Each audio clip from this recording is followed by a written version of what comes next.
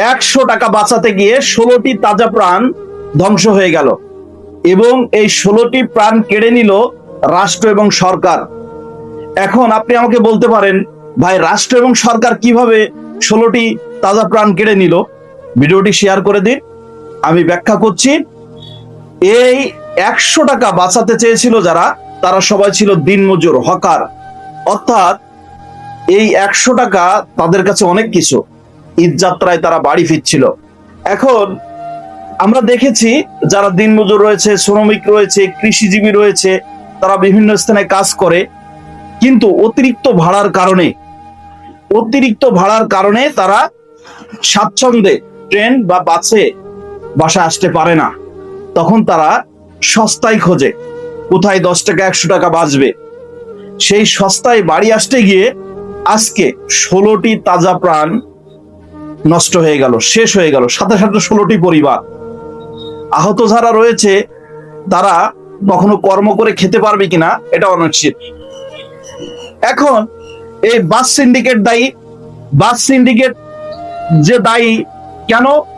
ঈদের সময় অতিরিক্ত বাড়তি ভাড়ার কারণে, পর্যাপ্ত গণপরিবহনের ব্যবস্থা না থাকার কারণে তারা এভাবে পিকআপ, ভ্যান, মাইক্রো, ট্রাক বলেন, লরি বলেন, যে যা পায় তাই ধরে বাড়ি ফেরার চেষ্টা করে, সাথে 10, 20, 50 টাকা বাঁচাতে চাই।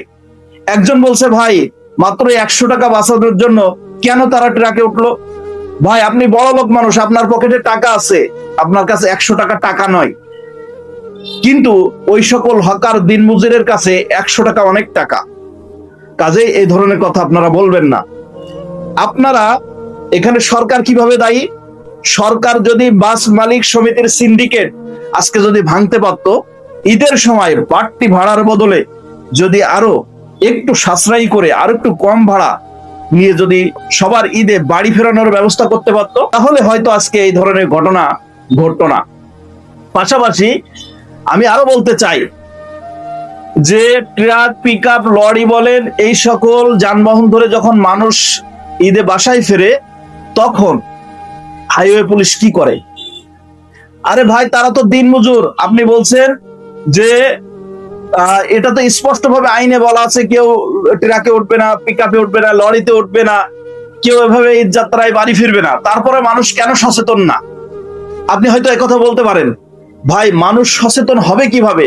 এরা তো নিম্ন আয়ের মানুষ, এরা তো হকার মানুষ, শ্রমজীবী মানুষ, যাদের 300 টাকা 400 টাকা দিন, তাদের যদি 100 টাকা বাঁচে, 50 টাকা বাঁচে, 10 টাকা বাঁচে, এটা তাদের কাছে অনেক। এজন্য তারা এই ধরনের সস্তা যানবাহন খুঁজবে, এটাই স্বাভাবিক।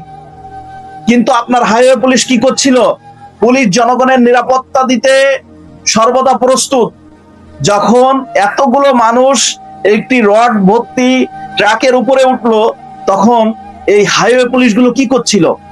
বিভিন্ন জায়গায় পয়েন্টে পয়েন্টে যে হাইওয়ে পুলিশ থাকে, বিভিন্ন চেকপোস্ট থাকে, তখন তারা কি করছিল? তারা তো অনিয়ম করবে। আমি যে বলেছি, তারা 50 টাকা 100 টাকার জন্য অনিয়ম করবে, এটাই স্বাভাবিক। কিন্তু আপনি কেন আইন প্রয়োগ করলেন না তাদের উপরে? আপনাকে তো আইন প্রয়োগ করার জন্য রাখা হয়েছে। আপনি যখন দেখলেন এতগুলো মানুষ ট্রাকে করে, পিকআপে করে তারা বাড়ি ফিরছে, কেন তাহলে আপনি তাদেরকে আটকালেন না? কেন তাদেরকে পিকআপ থেকে আপনি নামিয়ে নিলেন না? আজকে যদি হাইওয়ে পুলিশ যারা পয়েন্টে পয়েন্টে পাহারা দেয়, তারা যদি পিকআপে মানুষগুলোকে দেখে নামিয়ে নিত, তাহলে আজকে এই ধরনের ঘটনা ঘটতো না। পাশাপাশি অপরিকল্পিত যানবাহন, এটাও কিন্তু সরকারের দায়। সরকার কেন অপরিকল্পিত ফিটনেসবিহীন যানবাহনকে নিষিদ্ধ করতে পারছে না? আর সরকার অবৈধ চুক্তির মাধ্যমে এগুলোর অনুমোদন দিয়ে রেখেছে। এই কারণে কিন্তু তাজা প্রাণগুলো ঝরে যাচ্ছে। সরকার দায়ী, রাষ্ট্র দায়ী। পাশাপাশি রাস্তা, আজকে জনগণের ভ্যাট ট্যাক্সের টাকায় আপনারা এসি রুমে, ফ্ল্যাটে আপনাদের সন্তানরা সব বাইরে, কিন্তু যে দেশের জনগণের ভ্যাট ট্যাক্সের টাকা নিয়ে জনগণের পিছনে খরচ করার কথা ছিল, রাস্তাগুলোকে প্রশস্ত করার কথা ছিল, সেখানে রাস্তাগুলোকে প্রশস্ত করা হয়নি। রাস্তার ধারে কোনো ডিভাইডার রাখা হয়নি, কোনো ব্যারিকেড রাখা হয়নি, যার কারণে আজকে কিন্তু 16টি তাজা প্রাণ ঝরে গেল।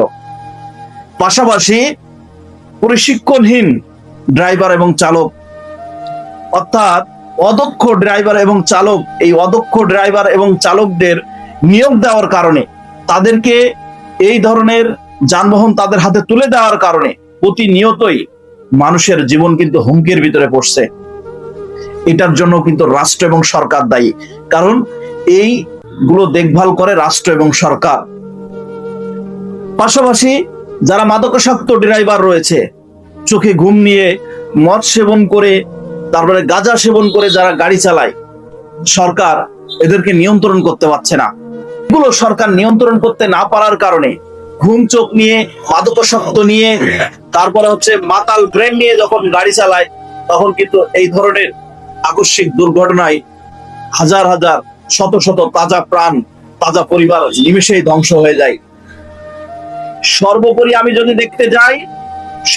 আমি যদি বিশ্লেষণ করতে চাই, তাহলে সরকারের অব্যবস্থাপনা, সরকারের গাফিলতি, সরকার জনবান্ধব না হওয়ার কারণে আজকে 16টি তাজা প্রাণ এবং 16টি পরিবার ধ্বংস হলো। এর জন্য সরকার দায়ী। সরকারকে এর দায়ভার নিতে হবে, সরকারকে এর দায়িত্ব নিতে হবে।